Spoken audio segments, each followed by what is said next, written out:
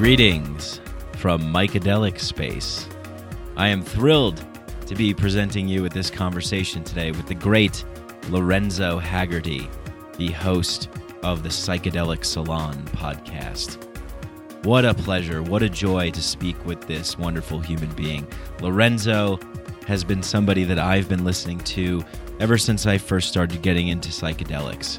And the Psychedelic Salon has been one of the primary resources for my learning and understanding about the world of psychedelics and all that goes into that, all of the thoughts. And as Lorenzo always says, at the end of the Psychedelic Salon podcast, or as the message says, when you're listening to the Psychedelic Salon, this is the place where people are changing their lives one thought at a time. And boy, isn't that true. When I first started getting into psychedelics in 2012, I discovered the Psychedelic Salon, and I would routinely listen and be excited for every new episode that comes out. Lorenzo has put together quite a catalog here of 600 plus episodes of content, curated talks, old talks from Terence McKenna, Timothy Leary, Ram Dass, Alan Watts, Robert Anton Wilson, Sasha Shulgin, Bruce Damer, former podcast guests Daniel Pinchbeck, Rick Doblin, Aldous Huxley, and of course my favorites, the Terence McKenna talks, and many, many more prominent and important voices in the psychedelic space. Lorenzo is an amazingly wonderful and nice, kind human being, and I sort of view him as a tribal elder, gathering us all around the virtual cyberdelic fire to commune with one another over stories and talks and ideas and thoughts. And just a kind and wise, very wise human being. And I think this conversation is, one of my favorite conversations. I could talk to Lorenzo for hours and days on end. So if you are not familiar with the Psychedelic Salon, you need to be. You need to go to your podcast app and search for Psychedelic Salon, because the resources that this podcast, the information, the thoughts, the talks from these pioneers, these psychedelic pioneers and thought leaders are some of the most fabulous, mind-expanding, thought-provoking conversations and talks that you could ever hear anywhere. So thank you.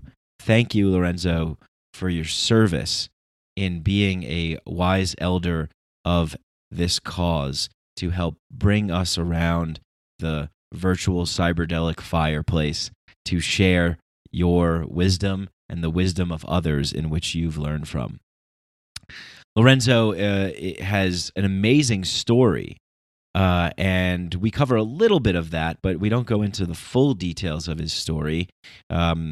He was born in Illinois. He graduated with a Bachelor of Science degree in electrical engineering from the University of Notre Dame in 1964. He left law school in 1965 to serve as a crew member on a square rig sailing ship. He worked as a stuntman on the movie Hawaii. He's been in a lot of other films. He received an appointment as a U.S. Naval officer in 1966.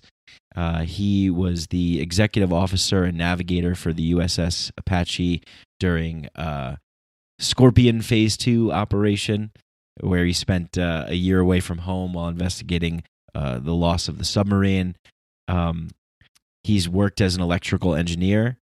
He went and graduated from the Houston Law School in 1972. He passed the Texas State Bar, and he was a lawyer. He practiced law in Houston, Texas. He decided to leave his law practice and focus on other things. After leaving his law practice, he became involved in a network marketing company, Success Incorporated. And after that, in 1979, he founded Dynasty Computer Corporation, and Dynasty was the first network marketing company to exclusively carry then very new home computers.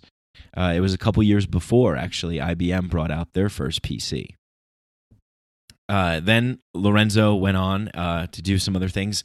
He wrote a book called The Spirit of the Internet and became a staple at Burning Man. He was the organizer of the Palenque Norte theme camp at Burning Man. You can check that out. You can find out all of this information, by the way, at the psychedelicsalon.com. So all the things that you want to know about Lorenzo. He has a great video called Confessions of an Ecstasy Advocate. In 2005, that's when he started the Psychedelic Salon. So Lorenzo's been in the podcasting game, one of the pioneers of podcasting. So Lorenzo is really, it seems like every area of his life, he's pioneering something. He's creating something new. He's birthing something radically new and different into reality. And throughout his life, he's been doing, and he's sharing his great creativity with us all. In 2009, he published the audiobook edition of his novel, The Genesis Generation, and that's also available in paperback and ebook. And Lorenzo also has lots of free books available. So if you go to lorenzohagerty.com, you can get Lorenzo's books for free. The Chronicles of Lorenzo, Volume 1, The Genesis Generation, The Spirit of the Internet, which we talk a little bit about in the podcast, and Scattered Thoughts. So you can go and you can find out a lot of stuff about Lorenzo by just visiting his website, psychedelicsalon.com and lorenzohagerty.com. And what an amazing human being, and I think we had a really wonderful conversation that you guys are going to really enjoy a lot. So pleased and so grateful to spend this hour and a half with Lorenzo. And I feel like I have a new friend.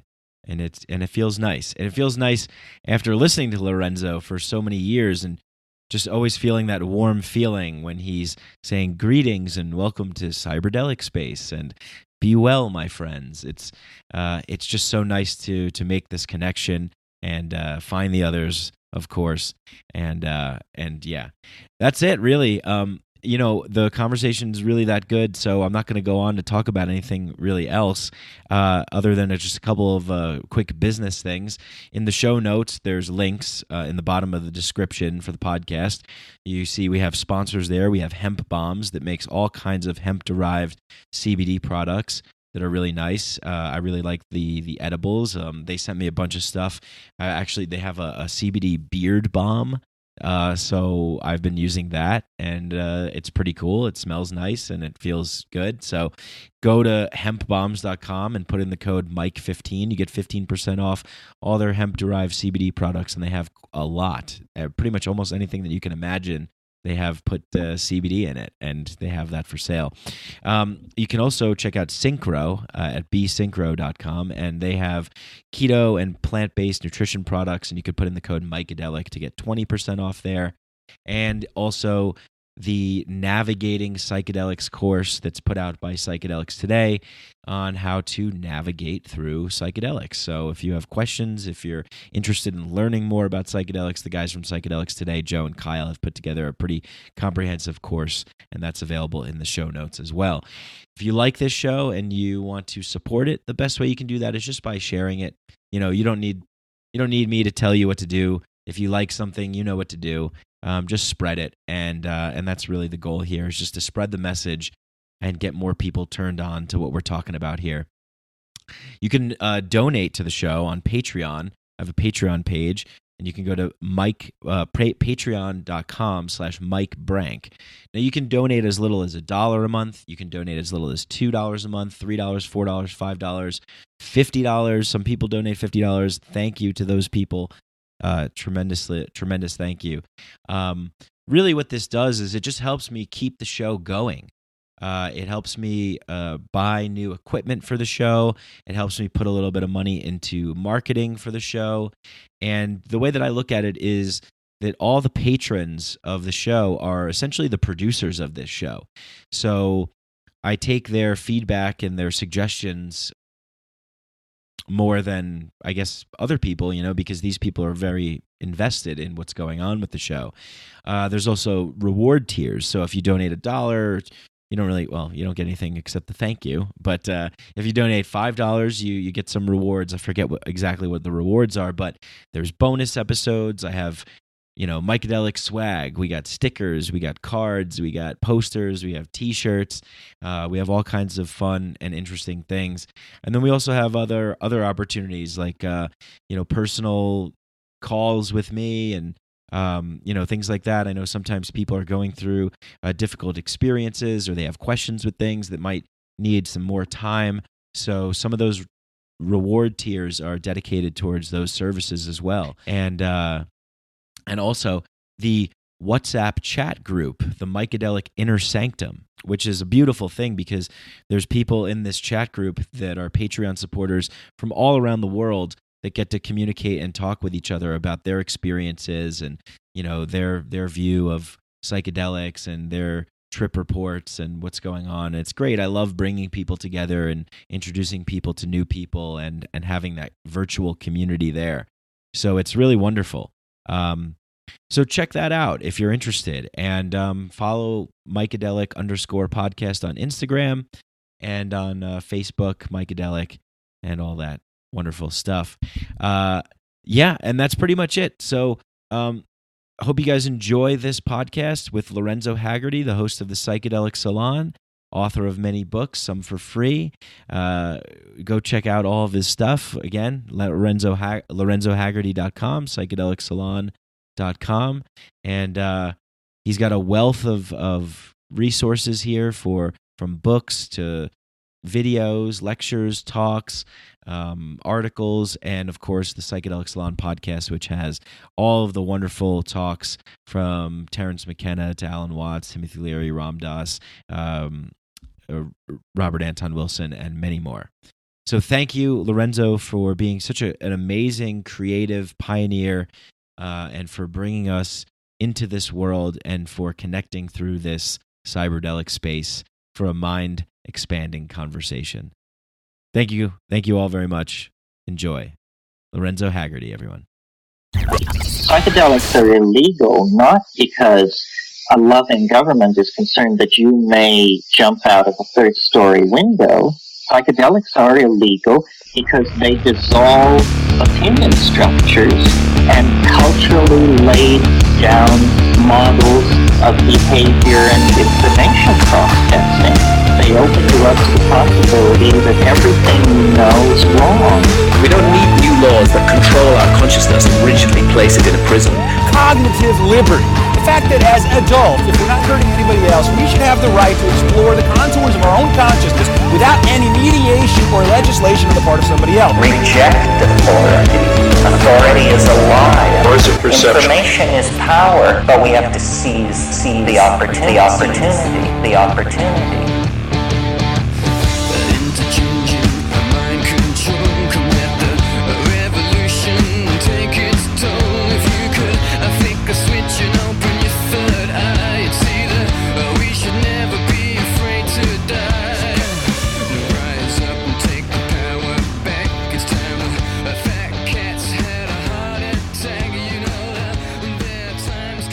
So no, I'm just so excited for you being here and talking with me, because you're an influential figure in not just my life, but many of the people who are kind of emerging back into this psychedelic renaissance that we see now happening. And discovering the Psychedelic Salon for me was like a pinnacle moment in my life, because I didn't know anybody was talking about these kinds of things and sharing this kind of stuff, and I started having experiences, and it became like my go-to place and my go-to hub. So I just want to start off by just thanking you for putting that out and creating that and being the kind, warm presence that you are on that show, the welcoming, inviting leader of the curating these psychedelic talks for all of us to share them, so we can it's helped finding the others and bringing people together, and now we're here now. So just major congrats to you for that, and thank you. Yeah. I appreciate you saying that, Mike. And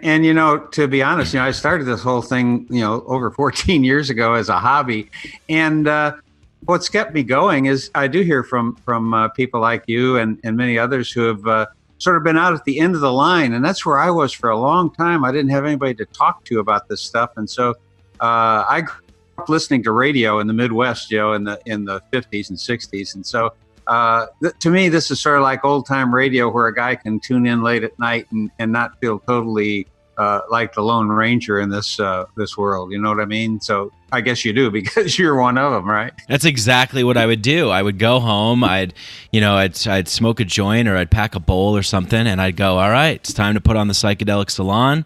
Maybe I'd lay in, start listening, eventually lay in bed, and it would be, I'd fall asleep, with it in my ears, after about an hour and a half or however long I could hang on, being so high and listening to these amazing talks. And yeah, it's just, you've been a part of my life. And so it's like, and it's been the inspiration for me to create this show as well, among others as well. But it was my intro into this world. And so, yeah, I mean, really, we live in a day and age now where this sort of thing is so needed. These conversations to be shared. Just even hearing a conversation like we're about to have now, just people talking about these things. I get so many people that message me too that say, hey, I work this crazy job and it sucks, and I just put my headphones on, I found your podcast and I listen, and it's just amazing to know that other people are talking about this stuff. So the power of the internet, the power of communication, and the power to bring people together, it's one of the oldest forms, right? The oral storytelling sort of tradition, and now it's coming back, and it's been back. And you're one of the pioneers. You've been doing podcasting since 2005, when no one even knew what a podcast was. I mean, you've been a pioneer in so many things. Well, I didn't mean to be a pioneer in podcasting. I'm just kind of a geek, and it was a new technology, and I was playing around with it, So, but what you said a minute ago is so important, that we're able to talk about these things, and that was one of the reasons I'd like to do these podcasts about the Psychedelic Salon, about psychedelics and philosophy, things like that. Because it used to be, it was difficult to talk about this, say at work. One of my best friends, the guy I wound up going to Palenque with in Mexico, he and I had lunch together every day for almost a year before we could admit that we both smoked pot, because it was so dangerous back then to talk about it. Yeah. And now, with all the research going on, and I have it on good authority that there is a full-time employee at Google who simply, his job or her job, I'm not sure which, is to teach people how to microdose. Right. So there's been some big strides made, and your program is definitely adding to the conversation, and that's what we're all doing. We're just other voices out here adding to the conversation, and that's what's so important, is to get people to talk about this in a normal state of mind, and not get all irrational about drugs. Yeah, exactly. And, I think what I try and do, I know there's a lot of great shows out there that go into kind of the science of psychedelics and how it impacts the brain and the research and, these sorts of things. And I think my show is more kind of talking about more, I don't know, the surrounding landscape of the psychedelic mindset, the kind of what we do after we have these experiences. What can we, as Terence used to say, like, how can we bring something back, to this world?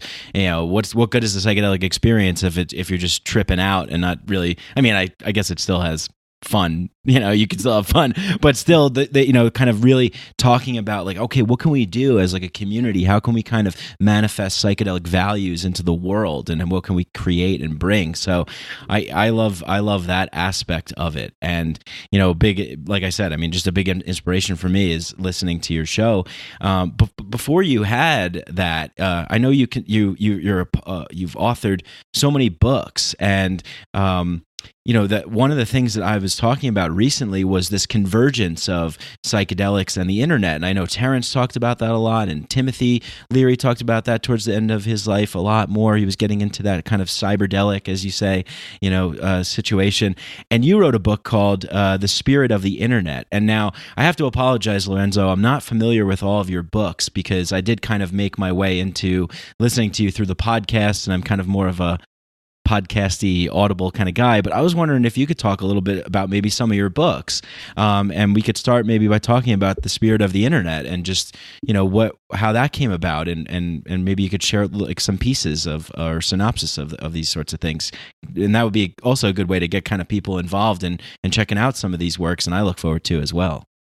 Yeah, and you'll also be happy to hear that that book and three others I finally got them online for free. You can download them in PDF format, and they work on Kindle fine. So save a tree that way. Oh, amazing! And, they're all available for free. So you go to the easiest place is go to psychedelicsalon.com. All my links are there, but the links to the free book are in the program notes to most of the podcasts, but it's lorenzohagerty.com/free books. And The Spirit of the Internet, the novel Genesis Generation, and let's see, my latest book, my volume 1 of my Chronicles, and something else I've got is up there right now. I'm going to get a few more up there, but The Spirit of the Internet is one that I was working on. I started it actually back during in the summer of '98. I went to my very first Terence McKenna workshop up at Omega Institute, and he kind of inspired me to write this. And in the talk, and we were up there for a long weekend and conversations and stuff. And I mentioned to him what I was doing, and then it was it was a year and a half later at the last conference he gave in Hawaii a few months before he died. I was able to talk with him about it again, and basically the book is a carry forward from the famous Phenomena of Man that Teilhard de Chardin wrote, and it's basically a version. It's called The Spirit of the Internet because it's about not about making money and e-commerce on the net, but it's about the spirit that comes about from the camaraderie on the net. And look at right now, here you and I have never met in person, but we're already new best friends. Yeah. The internet brings that about. But also, Teilhard wrote a book later on after that one. I think it was written in the 50s even, in which it must have been written in the 50s, because he predicted that he was talking about an omega point where global consciousness all comes together, and he predicted that perhaps it would come about from these new machines called computers. And at the time he wrote it, I think there were only 4 or 5 computers on the planet, and there was no networking even done then.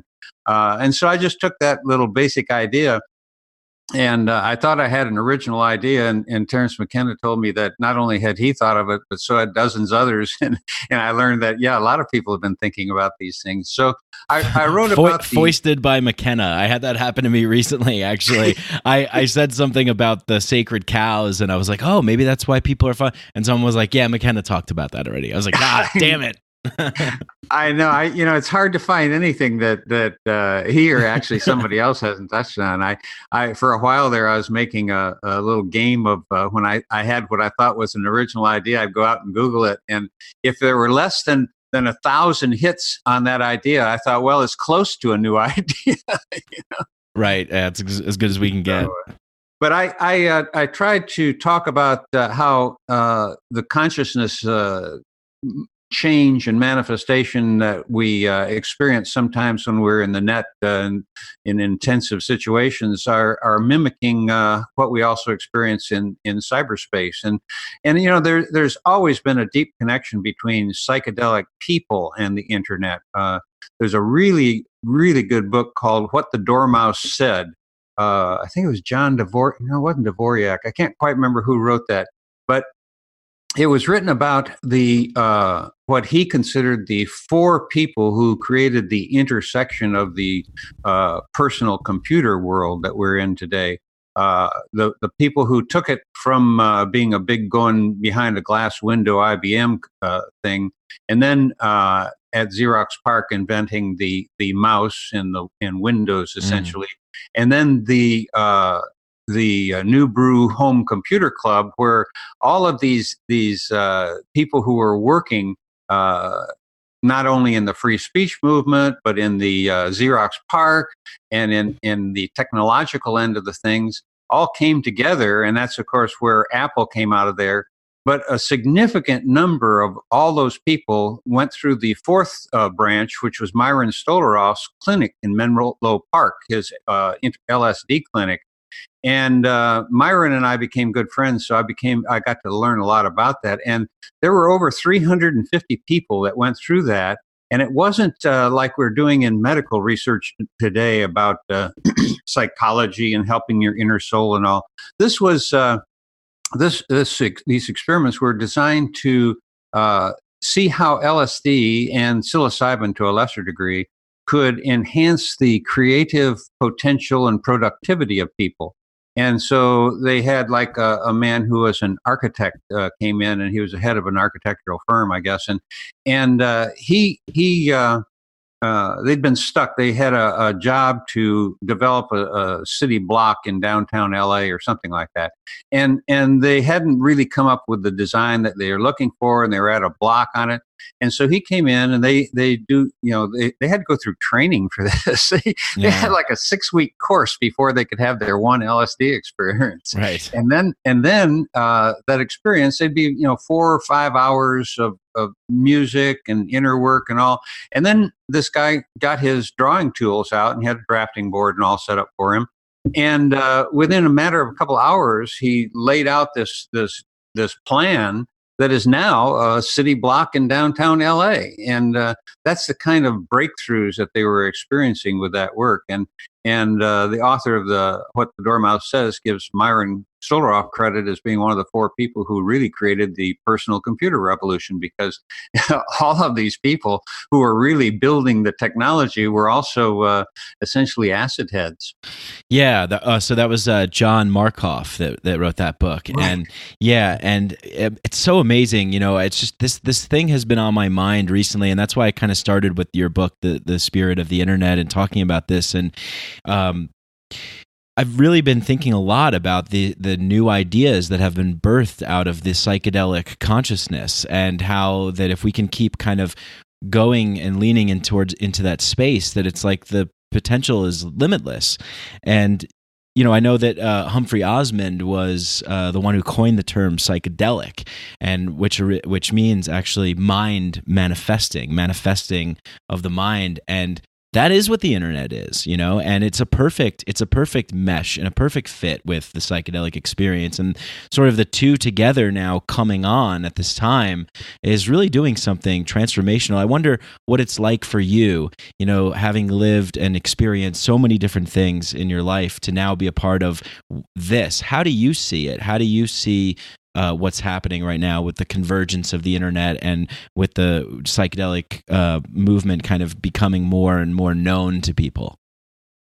Well, if I allow myself to really think about it from a position of perspective, I have to say I can't fucking believe it. I still have a memory of growing up in a small town on the outskirts of Chicago. And on the Sunday paper, in the front page of the comic section of the Trib, Chicago Trib, was the Dick Tracy. It was the lead cartoon strip there. And Dick Tracy had this big watch on his hand that was actually a 2-way wrist radio. And my friends and I would fantasize about the fact that maybe someday something like that could really be possible. I mean, that was our wildest dream. Okay. Right. Now, flash forward to around 1996 or 7, something like that, at the first Java 1 convention conference in San Francisco, when Sun Microsystems first rolled out their big Java exposition there. And I was representing Verizon there, but we were one of their big customers, and I gave a talk at the conference. And then afterwards, since I was one of their customers, I got invited to this dinner, and there were a bunch of executives there from Sun and Netscape, and they were all talking about wireless. And think about this. Back in 1996, I think it was 5 or 6, the Wi-Fi wasn't around. There was no such thing. But these guys were getting rich, and they were living up in the hills above San Jose, and they didn't have internet connections up there, at least not good ones. And they were putting a lot of their R&D money into high-speed wireless internet, so that when they retired up in the mountains, they could have high-speed internet. Right. And it was a very personal decision on a lot of their parts, and I kind of blew them off, to tell you the truth. I didn't think that was going to happen. Well, look where we are today. That it's just unimaginable the distance that has gone, not in my lifetime, but just in the last really 10, 15 years. It's awesome what's happening. Yeah, totally. It really is. And, I my memory only goes back to, 1996. I was like 11 years old. And, I remember going on AOL and being like, wow, this is cool. I can tell my friends what I'm doing, or go into a chat room or do something like that. And then, to see it come as far as it's come even just since then. So I can't even imagine what it's like, for you. And yeah, the Dick Tracy thing, I remember that. I think it was a cartoon on Saturday mornings I used to watch too. But it is amazing. And we're in this kind of rate of exponential change right now, where it seems like things are just moving faster and faster and faster. And with that, I think, yeah, go ahead. I was going to say, you really can appreciate the change every bit as much as I can, I think, because, having started with AOL, and the old dial-up networks, that's the change from then till now is greater, I think, than the change from 1900 to 1965, something like that. I mean, it's just unbelievable. We're now able to have a Zoom conference, a video conference on our phone with 3 or 4 billion people if we really wanted to connect with somebody somewhere.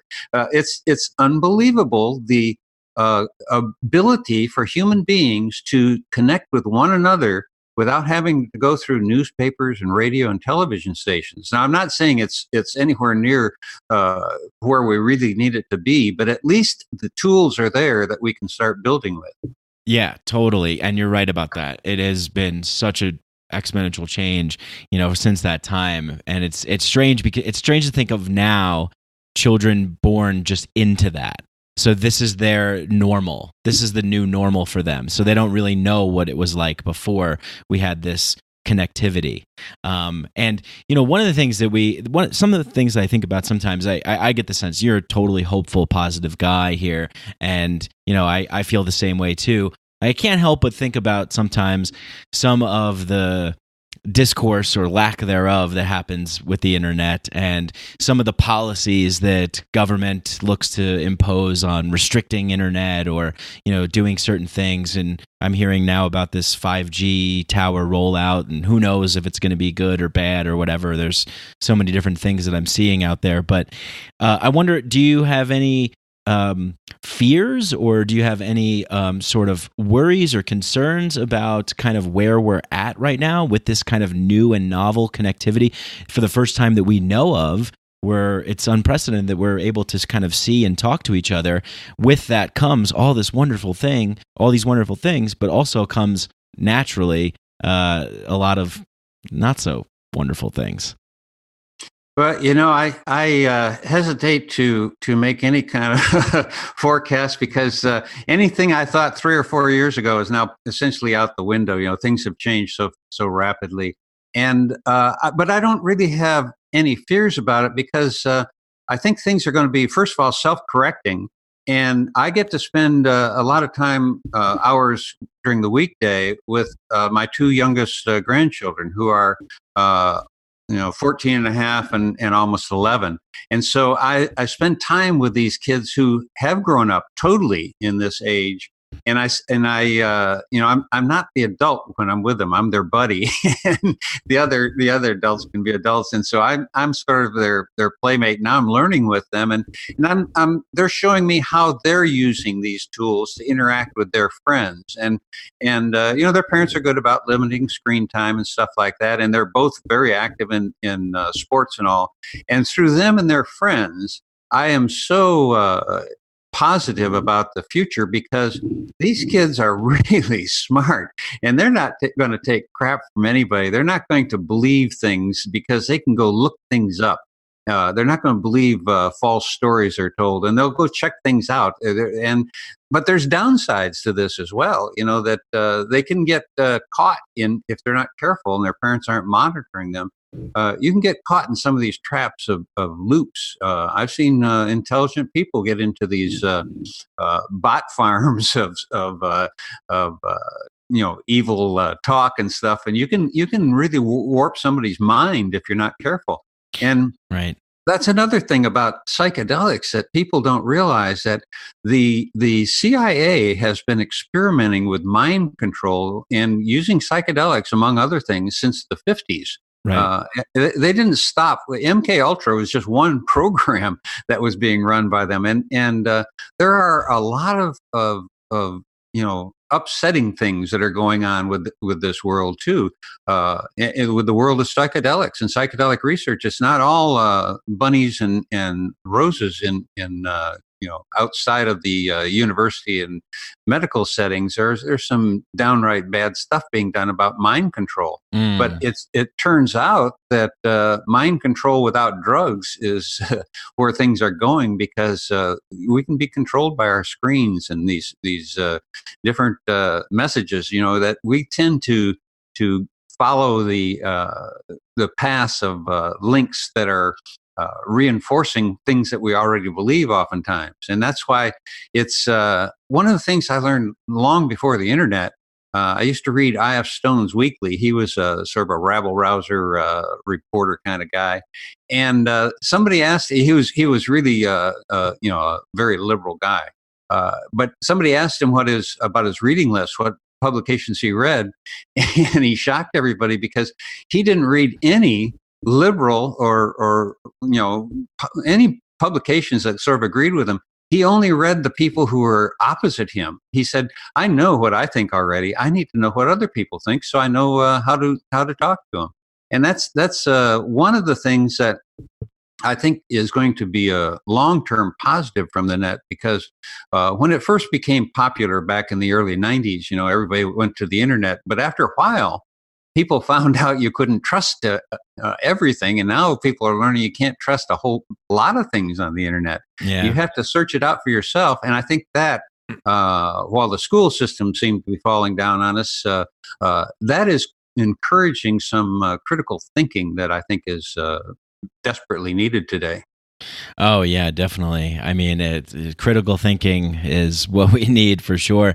It used to be where you could just kind of turn on your local station or whatever, turn into NBC or something and be like, okay, I guess this is the news and that's what they're telling us and that's what's going on. But now, so much information, almost overwhelming. I think it was Huxley in Brave New World that said that, like, the future, or maybe it was Neil Postman in his book,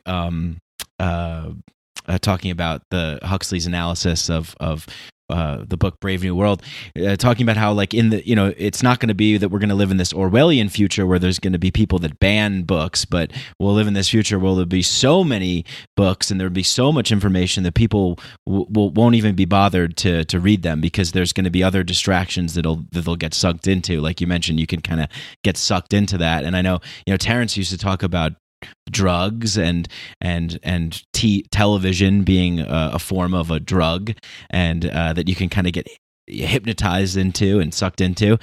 And I guess social media and the internet kind of offers that as well. It offers this wide landscape, but it also offers a slice of that as a possibility.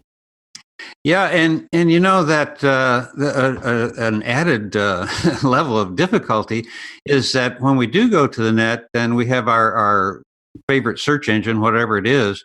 You're still depending on the algorithms from those search engines to bring up things that would match the question or interest that you have.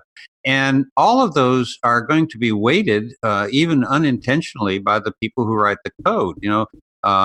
Artificial intelligence, which is really just code, is most of the AI code right now is being written by white and Asian men under 30.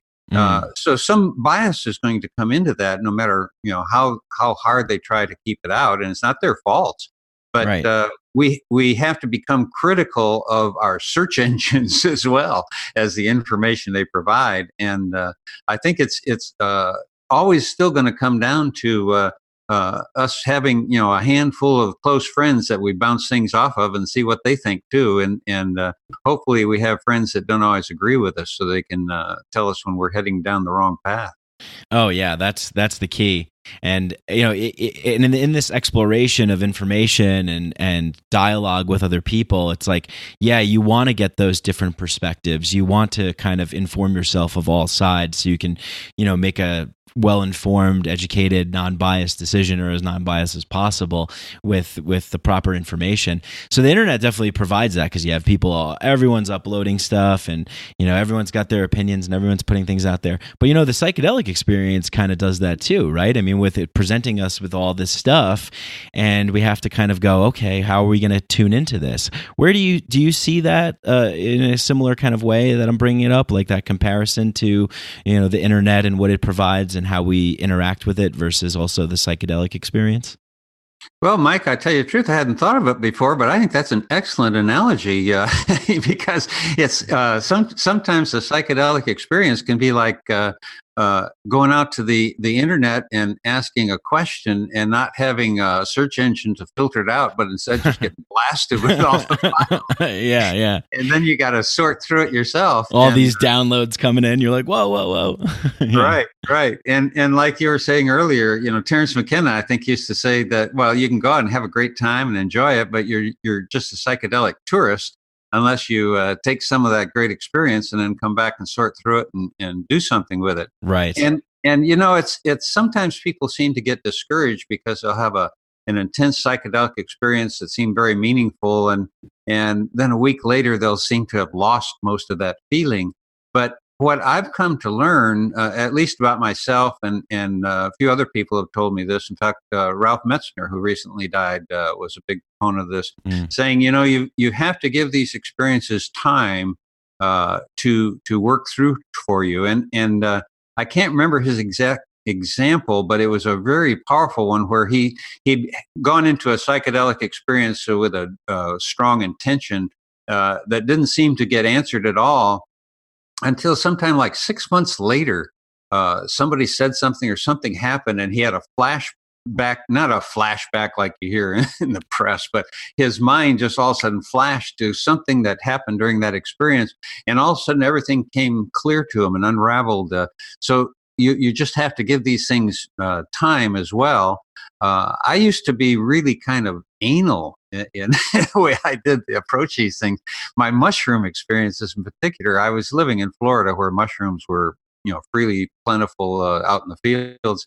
And so I used to take a tape recorder in with me, one of those things that was voice activated. Mm-hmm. And I have these mushroom tapes that are just bits and pieces of stuff I said while I was on mushroom trips.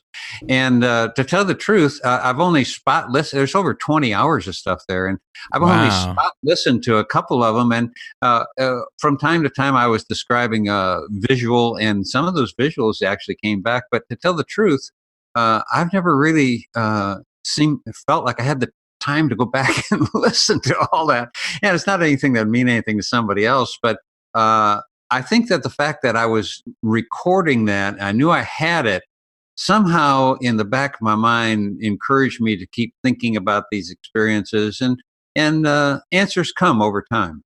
Yeah, they certainly do. And I can relate to both of those experiences. Actually, the one that you brought up with Ralph Metzner, I had a flashback moment. It's very similar to that. It was almost, I think, how long was it? Maybe 6 months as well, after a very profound ayahuasca experience. And I just happened to be in the shower one day, and all of a sudden everything just like clicked and hit me, and I just got this like amazing sense of clarity where all these dots connected that I was thinking of something. It was such an amazing moment. I went and I wrote it down. I was like, wow, this is so cool how this happens like this. But it did take some time. And I also recorded myself on mushrooms. I didn't plan to. I had taken a large dose mushroom, and I was planning this session, and I just felt like the mushrooms were like kind of like, man, you got to like speak. I felt like compelled to speak. So I recorded this and I put it out on a podcast. And I mean, I said some good things in there, but it was very repetitive, and really I question still, like, should I have released that? But interesting, yeah. Maybe that's a good place to go next, talking about mushrooms. I feel that mushrooms are very different than everything else, and obviously, but I do get a sense of them kind of talking to me and this sort of dialogue and a language that's being communicated. I'm wondering, maybe we can kind of get into some of your psychedelic experiences, or just kind of talking about them in general. But how do you feel about that? Do you think that in terms of, and this is a weird question I get, maybe you get asked this too, people kind of are always trying to discern what the different, the LSD or mushrooms, like, oh yeah, they're kind of the same, but a little bit different. I hear that a lot from people. They want to know like what the differences are or something. So maybe you can share a little bit about some of your experiences, or what you think about the differences and how mushrooms communicate to you differently than other substances. Sure. Yeah, I do see some differences in them. And yeah, going back to your comment about recording things on mushrooms, that I can remember one, and I don't know if I got this recorded, but I can remember one time on mushrooms where it seemed like, I don't know how long, but it seemed like over an hour. All I could do is say the word is. Oh my God. Wow. I had that happen to me too. Oh boy! Holy cow! Wow, that's blowing my mind. I'm sorry. I just that happened to me too. Except it wasn't in a mushroom ceremony; it was an ayahuasca ceremony. And I wrote it down. I went this whole thing about is, and then I was like, that's why ISIS is created. There is, and there's this fear because we're afraid of the moment. We're afraid of what is. And I went on this like whole thing, and I'm like, oh my God, like what's going on right now? Anyway, that just kind of blew my mind. So well, it's interesting. I've never really mentioned that to anybody before, and you're the first one, and it happened to you. So maybe this is a more common thing. The is word. We'll have to ask our friends about that. Yeah.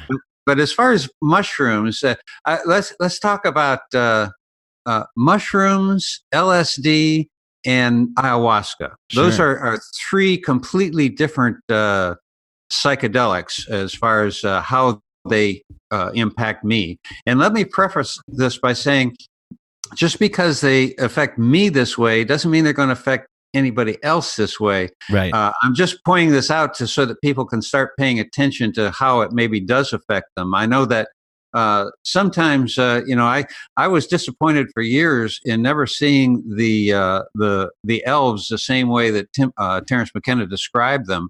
But then after listening to enough of his talks, I realized that he was actually describing something I did see, but he was just describing it in a different way than I would. So that's the other thing. Don't get too locked into some of these descriptions, is what I tell your friends, because the only thing that is really worthwhile as far as comparing them is to see how they maybe affect you personally, and then which one to select for whatever situation you find them necessary for. Right. Mushrooms, in an overall, just headlines on the three, I find mushrooms very cosmic. I find acid very mechanical, and I find ayahuasca very earthbound. And I do hear some kind of a voice in my head talking to me on mushrooms and ayahuasca, but never on acid. On acid, it's more of a like I said, mechanical. I've used it for when I was writing code, because you could keep 3 or 4 subroutines in your mind all at one time. You really, if you low dose that. And by the way, when I the last 6-month final edit of The Spirit of the Internet, I wrote that while I was microdosing every day. Oh wow, nice. So I have some experience with that too, and I find microdosing on acid and LSD in general to be able to help a lot with mechanical issues, or I'm not an artist, but if I'm designing a website or something, it helps in those kind of areas. The mushrooms give me more of a sense of the cosmos, just sort of a eternal kind of a sensation, big picture thing.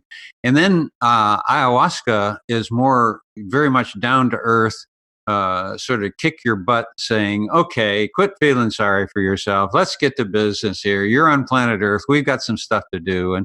And so that's only it's said in a very nice, gentle woman's voice. Yeah.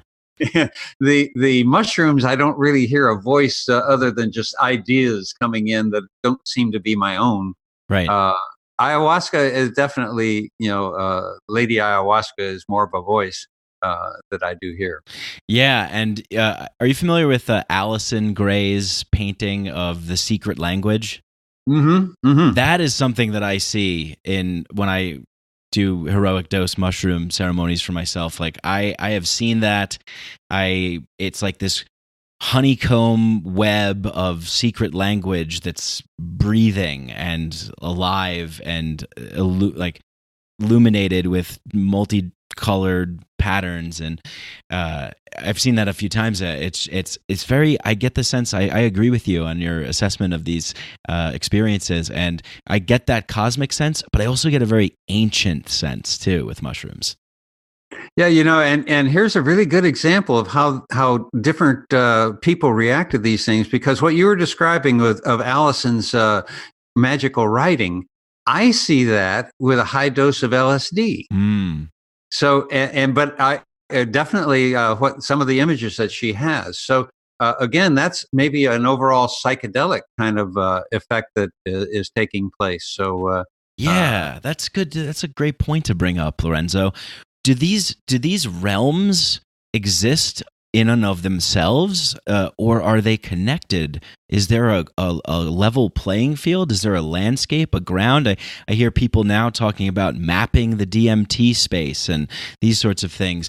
Are they their own singular spaces that we can tap into? And I know this is kind of just speculation, but I'm still interested to hear your opinion. And what do they share common ground, or are they individually separate and on their own? But, over the years, I have fallen into almost every single camp that you can imagine I thought, well, maybe it's this, maybe it's that, maybe it's this. And every different direction one goes in. I used to, I still am licensed to practice law in Texas. So I'm a lawyer, and I was trained to argue both sides of everything. So right. I would start arguing all the various sides of these equations, and thinking, well, it's in my head. No, it's out there. There's ancestors, all of these various things. But here's something that is going to be a while for you to see if this happens to you. But as I get older, and by the way, today is Willie Nelson's 86th birthday. Oh, so wow! Happy birthday. Willie. Yeah. There's somebody that's about the only person I know who smokes as much dope as I do. Yeah, I feel like I should smoke a joint right now. Yeah, well, I am actually. Nice, awesome. Happy birthday, Willie. But as I get older now, and he's 10 years older than I am, and I expect to make it another 20 myself. I have found that I've really lost interest in that question, because it's something I'm going to find the answer to much sooner than I really want. And so I really don't spend much time speculating about all that now. Right. But in a direct answer to your question, I do, no matter whether this is all part of a single realm or whether it's in your head or whatever. As you said, there are, whether it's a mental construct or really something that exists in a spiritual space, there are different realms. Ayahuasca is the easiest one to recognize, because as it's coming on, I can be in a room in a building, and yet when it's coming on, all of a sudden I can even smell the jungle, and I can feel the vines, and you say, well, yeah, but you've seen all the stuff about ayahuasca. Well, when they gave ayahuasca to Inuits, Eskimos up in Alaska, they were having images of anacondas in the jungle too. So there is something definitely associated with the deep inner earth with ayahuasca. That is a definite realm. And ayahuasca is, these have all been important substances for me. But when it comes to just living my life on planet Earth, I've learned more from my experiences with the ayahuasca plants than anything else. They really have very earthbound. Now, some of my cosmic ideas and things like that comes from other places, but for living a life and being satisfied and content with your spot on Earth, ayahuasca really is a good place to start. Yeah, definitely. And what better of a place, right? Because I think originally in my psychedelic forays, when I got turned on in 2012, I I was very much into like the experience, and as McKenna would say, like giving into astonishment. Like I was like, yeah, I want to be astonished. I want to see the fireworks show. Because I didn't really know what it was all about. It was a learning process. And really what I feel the message from ayahuasca is, hey, wake up and realize that you're connected to this planet, and everything that we do has repercussions and an impact. Don't destroy things. Live in harmony. Live with reciprocity. And all the kind of cosmic wonder and the transcendental object at the edge of time and all this stuff is fascinating and fun, but we find ourselves in a kind of maybe a hairy position right now. What's happening to the planet and what's happening, in politics and the globe and industry and all this sort of stuff, and even AI stuff people are talking about. And Elon Musk is saying, "Hey, be careful." And so there's a lot of crazy stuff going on. But the ayahuasca really says, "Hey, let's work with the planet. Let's work with the earth. Let's come back to nature." And I saw this amazing quote. I keep bringing this up on like every podcast I've been doing recently because it's just a great quote. It's like, we're not defending nature. We are nature, and we're defending ourselves. So, I think it's a great message and a great substance to tune into, and we kind of need that right now, right? Yeah, and you just hit the nail on the head. It's like ayahuasca isn't an entity or whatever that's outside of us. It's wrapping its cloak around us and saying, you are part of nature. You are an animal here on this planet and part of the whole environment. And I've seen a lot of people use ayahuasca. I've never seen somebody come out of an ayahuasca experience that wasn't much more of an environmentalist, more green. Right. And like you mentioned, the fireworks and all, I have to be honest, I guess that the first maybe dozen ayahuasca experiences I had, I'd keep going up and getting a second and a third dose, and because I wanted to see all of the fireworks and everything. But over time, I have completely reversed that. And now I have come to learn that the fireworks part is to let you know that you are entering a psychedelic experience. And it's like when you go on Space Mountain at one of the Disney rides, and you have this really long line that takes forever to get through, and you're going in a tunnel, and there's all these little bright lights and stuff like that to keep you kind of interested. Yeah. But that's not the ride. That's getting you to the ride. Right. That's the way I see the fireworks with ayahuasca in particular. And now I'm just kind of waiting for him to get over with, because that is kind of a rougher spot physically too. But once the fireworks is over and you think, okay, I'm back to baseline now, and then you try to stand up and realize you can't stand up, that's when the work starts. That's when it really gets good. Yeah. You mentioned you've learned a lot from ayahuasca. I was wondering if you could share maybe some of the things that you learned, some things that you took away from some of your ceremonies.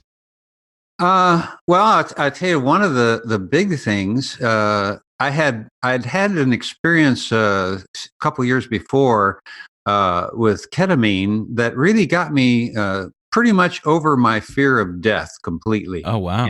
And yet I still had other fears, and I wanted to, live without fear as much as I can, because that's how they're controlling us. All the politicians, all they talk about is something based on fear. Right. So I went into this one ayahuasca experience saying, with my intention was, I want to get through my fear.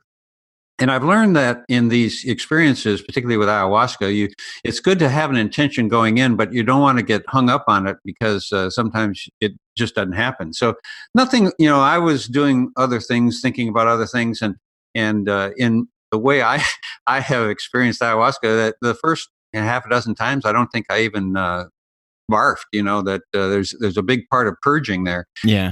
And once I started purging, I found out that was really an important, I didn't fight it anymore, because some amazing things happened there. And my alarm just notified me that I've got an interview with you because I forgot it was mountain time. So anyhow, here we are. Oh, well, the mysteries of time. Where are we really, you know? So anyhow, what happens to me during an ayahuasca experience, I'll get all of a sudden a little voice in my head will say, pick up your bucket. You know, we sit on the floor and bucket next to us. And that's when the purging starts. So I had wanted to talk about fear, and I was thinking about other things. And all of a sudden this voice said, pick up your bucket. And then the voice says, we're going to get rid of your fear. And I started barfing, you know, purging. And, you know, I hadn't eaten in about 8 hours and had very little water, but I couldn't believe how much black gunk was coming up into this bucket. You know, where's it come from? It's crazy. Yeah. And finally I was done, and I started putting the bucket down, and it said, pick up your bucket again. You're not done. And it kept going on, but finally it ended. And I have to tell you, that was quite a few years ago. And I have some things that concern me from time to time, but I live pretty much without fear. So that's an example of how it has helped me. Now, did anything really happen other than something happened in my head? Maybe not, but at least something triggered in my mind that eliminated my constant jump to a fearful mode. Something did change the way I thought. And whether it was triggered by ayahuasca or it was just time for me to get over my fears, I don't know. But that's when it really happened for me.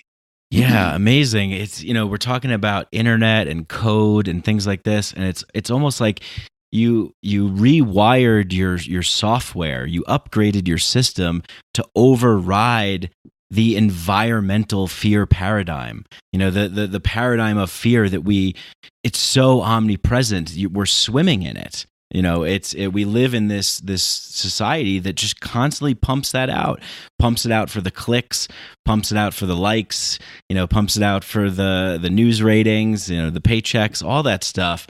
And it's kind of hard to not have that fear.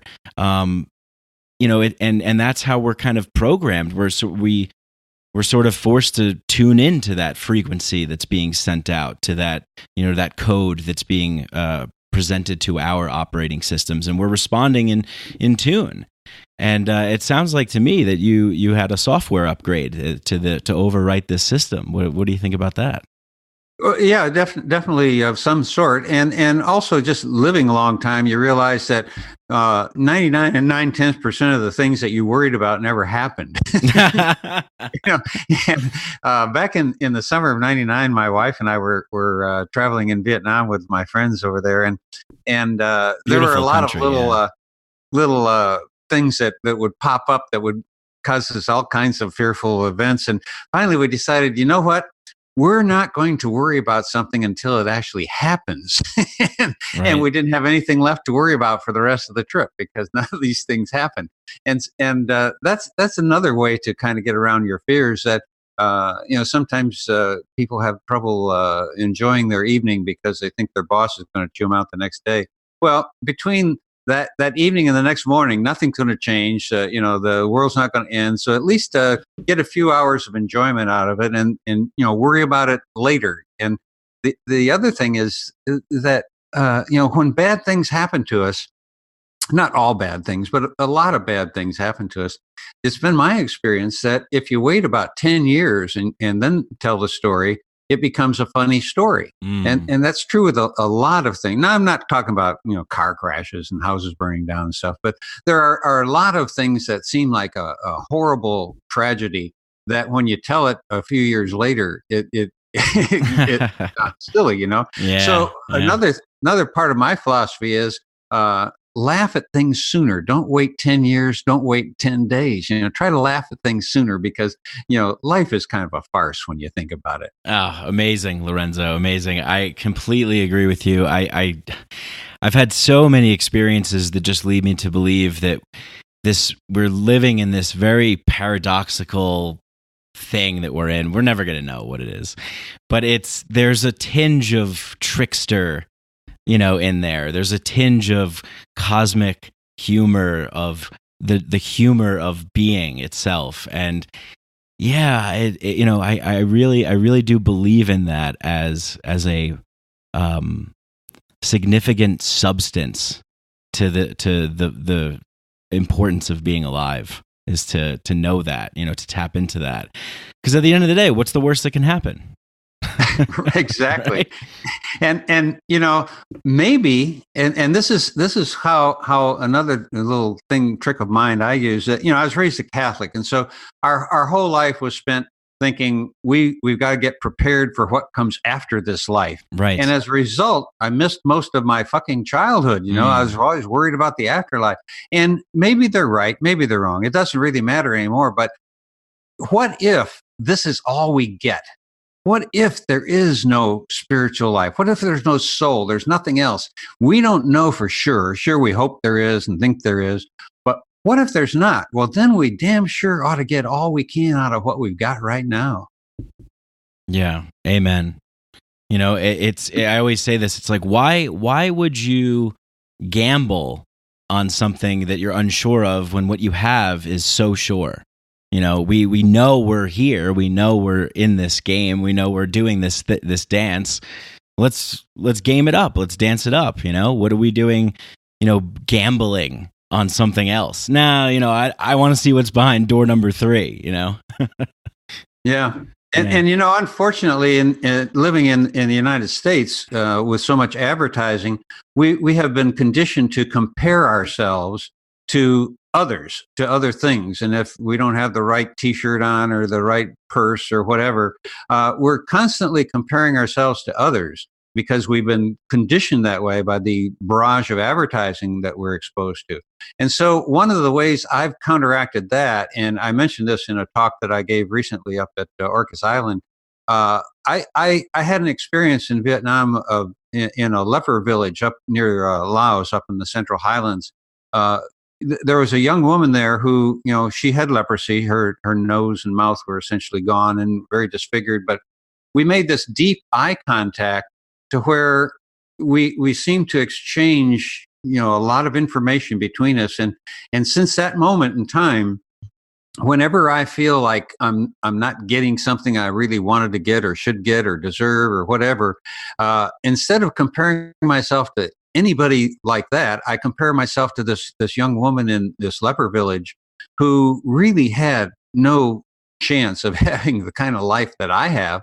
And so I'm comparing myself to her. And as a result, I'm better off than any, billionaire on earth, And so I try to appreciate what I have. And, I for me, it's much easier than it would be for most people because by the time I was 40 years old, I was a multimillionaire. Mm-hmm. By my 45th birthday, I was so broke, I was sleeping in my car under a freeway overpass. So I've been up and I've been down. And I'll tell you what, when I had a lot of money, I was so much more unhappy than I've ever been since I lost it all, because I was worried about keeping it and how am I going to maintain this standard of living when I retire, and I got kids to go into college, and all of those things are behind me now. And I'm living on my Social Security income and the donations I get through Patreon, and I'm living a wonderful life. I've got more time on my hands than I've ever had. I don't have to worry about stocks and bonds because I don't have any. My wife and I have a 10-year-old car, only one car, and yet I still have more stuff than I need, and I can appreciate it because when I had a lot of stuff, I didn't have time to really enjoy it. And now I when I buy a book, I can sit down and read it. I don't have to worry about, I bought that last year. I never got around to reading it. So it's a matter of priorities. And I'm only now learning what I understand the new millennial generation has already figured out on their own. And that's why I'm so positive about the future. I think the younger people, and thanks in part to the internet, because they can see the rest of the world, I think that things are going to, maybe not in the mainstream press and in the mainstream news, you're not going to feel like it, but underground, there's a movement of educated, self-educated young people who are really going to make this world better. Yeah, I mean, I'd like to consider myself one of them. I've learned more from listening to your show to watching your talks, to tuning into what, the things that you curated and offered, and then, going into a spider web of learning and information and knowledge, then my whole life. I graduated college, and, the recession hit, and I couldn't get a job, and I took out these loans, and I was like, man, this was all bullshit. They lied to me. This is horrible. I can't make any money. I can't afford to live. And then I started figuring out, I was like, there's got to be something else out there. I had a profound LSD experience, tuned into Psychedelic Salon, Googling things on YouTube, Alan Watts talks, this and that, Ram Dass, and Be Here Now. And then it just spiraled off. And so, now I feel like I'm living my life way better than I used to. I grew up in this mentality of like this certain kind of macho male kind of attitude and what you have to do and what women will be attracted to and this sort of thing. And, now I met a wonderful woman at an ayahuasca center. We've had a great relationship, and we're living more, with less. And because that has been the message, that has been the learning that I have achieved. And I was in Laos. I was in Luang Prabang, Laos, walking down the street and seeing vendors selling not just food. They had arts and crafts, other things, but the arts and crafts that they had were very interesting. And they had these signs, and they were fragments. They were jewelry that was made out of fragments of unexploded ordnances left by the United States and their secret bombing of Laos, and dropping all these bombs there. And a lot of them went unexploded, and people get maimed and these things. And these people took that pain and took that tragedy out of these fragments of explosive weapons that the United States dropped over there, and turned them into art and jewelry. And when I saw, that just hit my heart, and it's like, my God, I'm looking at the people that are selling these things, and very similar to the experience you had looking at this woman as well. You realize, you really realize what's going on and what it's all about and what's really important, and travel can do that, and psychedelics can do that, and reaching out to like-minded individuals and connecting with them on the internet like we're doing right now. This is what it's all about here. You just brought back a real warm memory for me that when my dad served in the South Pacific in World War II, when he came back from the war, he brought back some jewelry he'd made out of unexplored ordnance. I still have a cigarette lighter that he made from that. So that's kind of an interesting connection I'd never really thought of before. But you're exactly the example that I'm thinking of the young people. I think you said, Mike, that you had your first experience in 2012, mm-hmm. And yeah. 2012 was the year I gave a workshop. I led a workshop. Bruce Damer and I led a workshop at Esalen Institute, and that was sort of the pinnacle of my psychedelic experience, was to speak at Esalen. And I was 42 years old before I'd ever tried psychedelics. I'd never even smoked pot. So if you think about your cadre, whatever you call it, your age group, people are learning not just about the internet, but about psychedelics and about life, about cutting back and not needing the corporate climb that we were. I was brought up in a similar environment like you were, and I was taught, you work up the corporate ladder, and that's the whole thing, and you get a bigger house and more cars, and at one time I had a huge house and 5 cars and all like that, and yet all I was doing was working. I never had time to play with any of my toys. And now I have a lot of time. I don't have any real money, but I don't even need anything. It's just it's a matter of learning. And I learned of this through ayahuasca, of what really it is that makes my day nice for me. And I'm surrounded by that now, and I really don't need anything else. Yeah. Yeah. And, so you started off, as you were saying, you didn't start doing this until you were in your 40s. And I believe you have a video actually called Confessions of an Ecstasy Advocate. Right. Was that your first dabble into this space? Was with ecstasy or MDMA? Yeah, exactly. That if you go to psychedelicsalon.com, that video's there.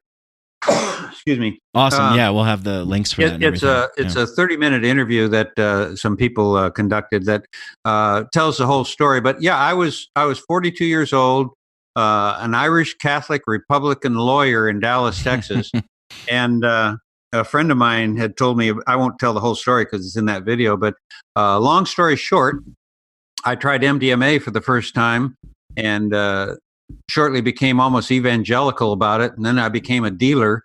All that time it was legal. Then it became illegal and I became a drug dealer. So it was quite an experience. But I had to do a lot of catch up, and then I didn't have any peers because basically I had to leave the state of Texas and lay low for a while. So I'm still Irish, but the Catholic Republican lawyer stuff is gone, although I still am licensed, I guess. But the MDMA experience was really important, and it was important because it was legal. I never would have even tried it if it hadn't been legal. Mm-hmm. And after that first experience, of course, the people that helped me get it, they were really into the drug scene, and they helped me get a lot of other things after that. But after that one experience, I realized how I'd been lied to. It still took me almost a year before I tried marijuana, and it took me 2 years before I tried LSD, even though I'd been carrying it around for a while because I was scared. There was no internet, there was no Arrowhead.org, there was no place to go to get this information, and I was out at the end of the line. I didn't have anybody to talk to about it. So there was a lot of self-exploration, and finally came in contact with a few other people, and then I went to a McKenna lecture, and then everything changed. Yeah, well, yeah, definitely. It's a psychedelic experience in and of itself, I could imagine.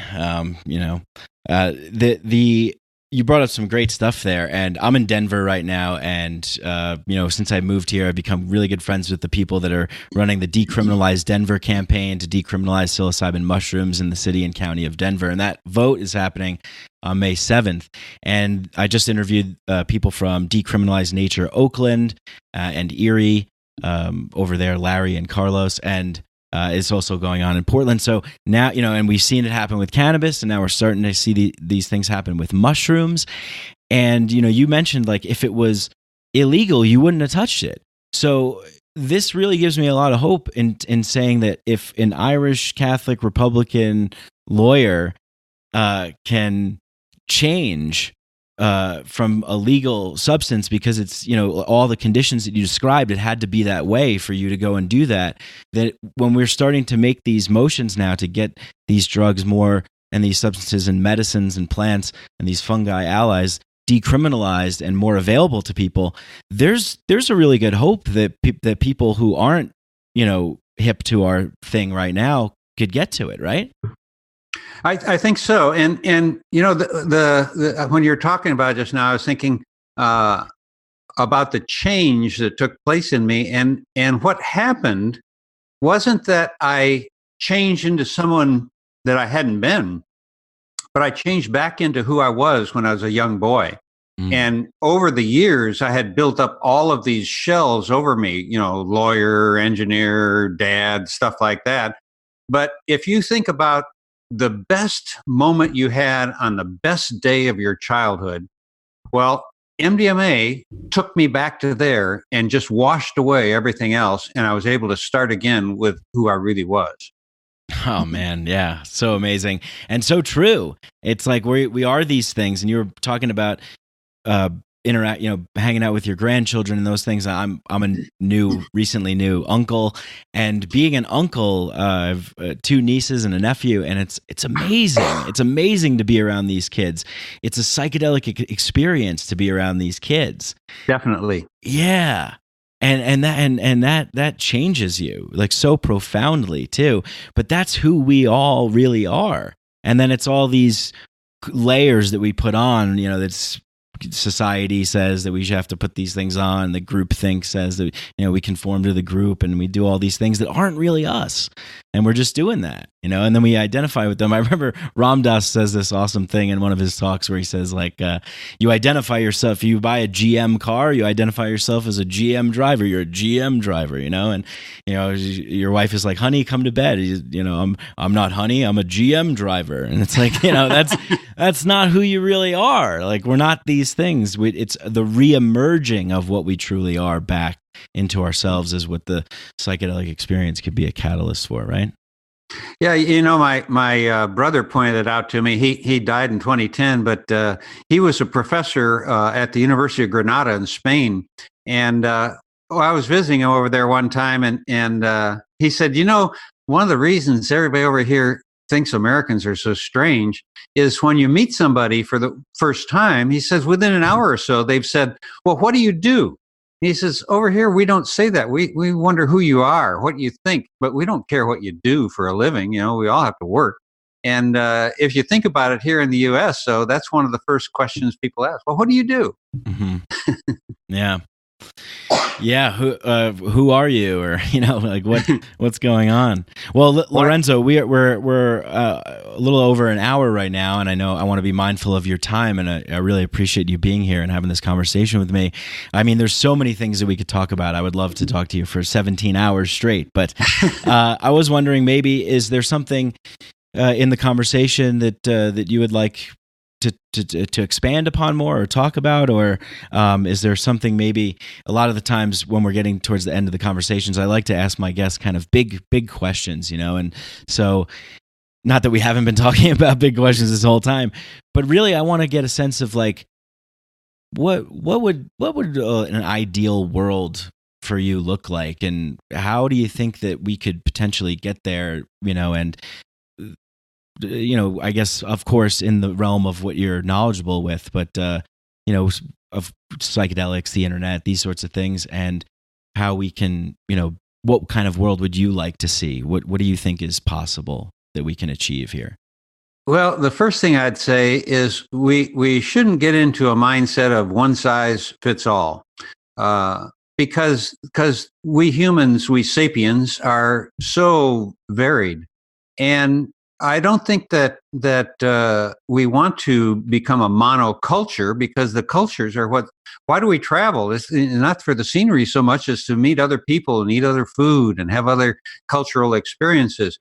And so one of the things I'd like to see is instead of a world community of nations, we had a world community of cultures, and we honored everybody else's culture. I may not like the culture of Saudi Arabia, but it's not my business to say, well, I've got a better culture, let me sell you mine, because I don't have a better culture. I have one that's kind of working for us, but to be honest, I'm not really excited about living in a big city.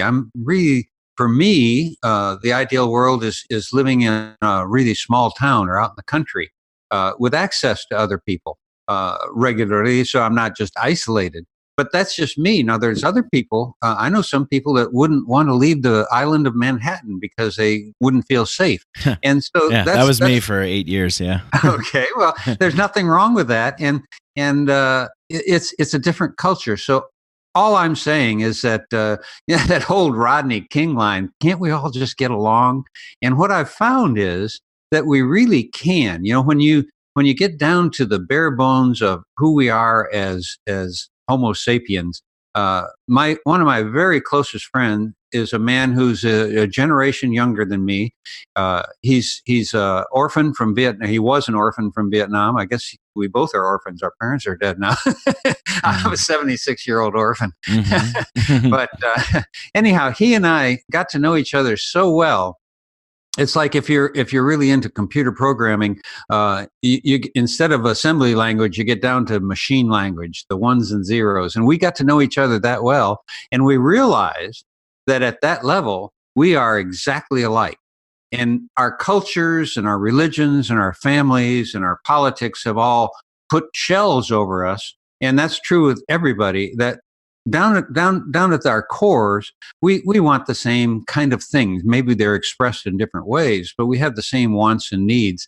And if we can recognize that in others and not just reject what they're doing because it's alien to us, as long as it's not directly impacting us, they're thinking the same about our culture, and we really should be able to merge most cultures. I'm not saying every culture, but most humanistic cultures, I think, could be merged into a world of cultures, and I don't see it happening, but that would be my dream.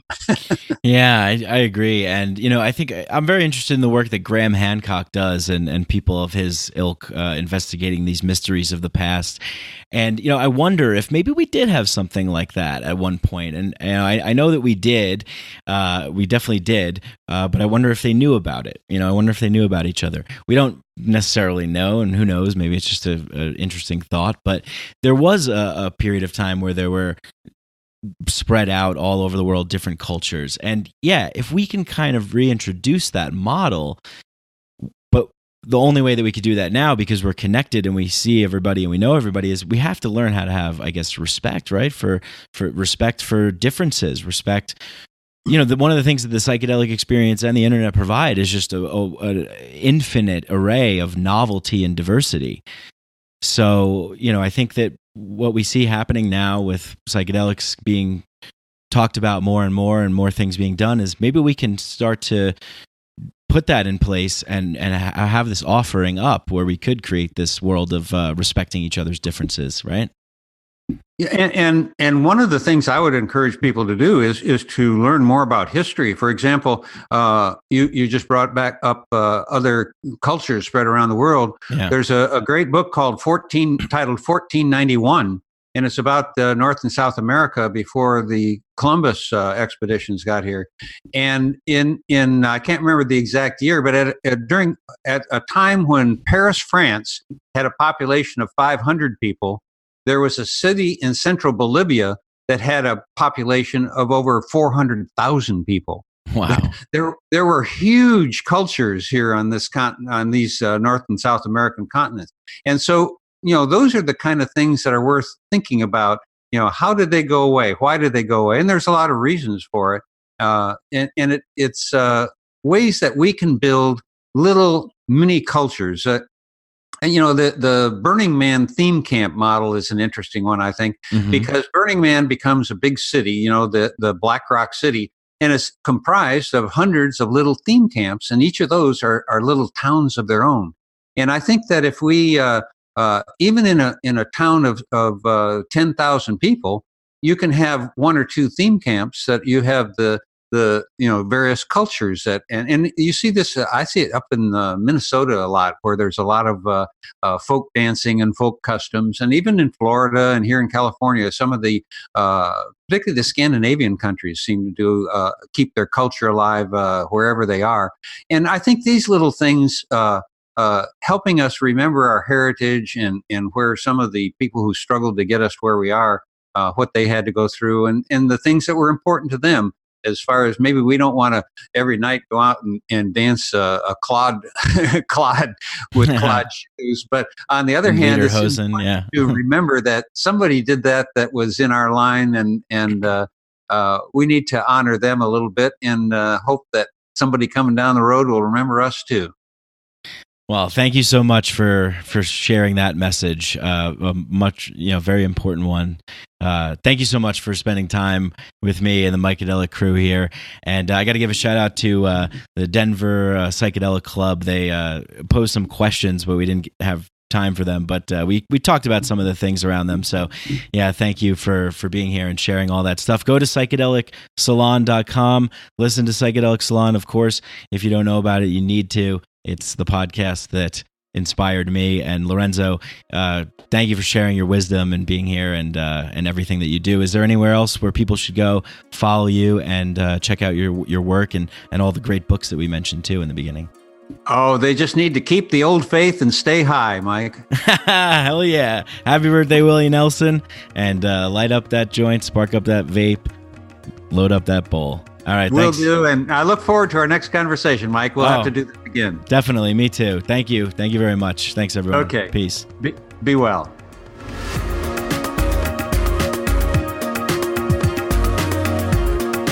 Hey, I hope you guys enjoyed that conversation as much as I did.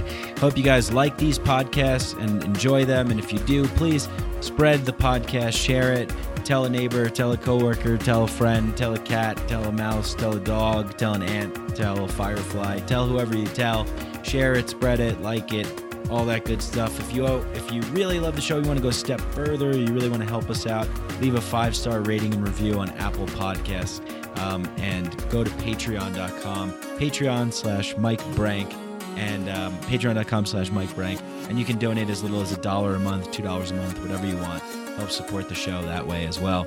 But remember, I love you guys no matter what you do. I just love that you tune in and you enjoy these podcasts. Message me. I like hearing feedback. Get in touch with me on Instagram, Psychedelic Podcast, Mike Brank on Facebook as well. And thanks to our sponsors, Synchro and Hemp Bombs. If you want a discount on ketogenic and plant-based nutrition products, go to Synchro and type in the code Mychedelic at checkout to get 20% off. And they have amazing ketogenic chocolate fudge called Keto Mana that I have all the time because it has like no sugar and carbs in it. So it's great. And it's delicious. And if you want CBD, go to hempbombs.com and get 15% off all your CBD needs, I guess. And just enter the code Mike15 at checkout. But thank you once again to everybody. Thanks to Danny Barnett and Galaxia for the music, the intro and the outro. I love you all. Peace.